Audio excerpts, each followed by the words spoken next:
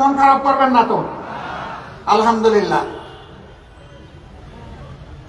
4টা নদী, বিশাল নদী, আল্লাহর নিয়ামত। আল্লাহ তাআলা এই উত্তরবঙ্গকে দান করেছিলেন তিস্তা, ধরলা, ব্রহ্মপুত্র এবং করতোয়া। আজকে আস্তে আস্তে উপর থেকে দেখলাম নদী নয়, মরুভূমি। মরে কঙ্কাল হয়ে আছে নদীগুলো। শরীরের ভিতরে যেমন রক্তের নালী, রক্তকে এক জায়গা থেকে আরেক জায়গায় পৌঁছায় দেয়, আর তাই আমরা বাঁচি। যদি ওই রক্তনালী বন্ধ হয়ে যায় তাহলে মানুষ মারা যায়। আজকে আমাদের আল্লাহর দান এই নিয়ামত, নদীগুলাকে খুন করা হয়েছে। এই দেশের কে কোনো মা বাবা ছিল না? তাহলে আমার নদী মরে গেল কেন?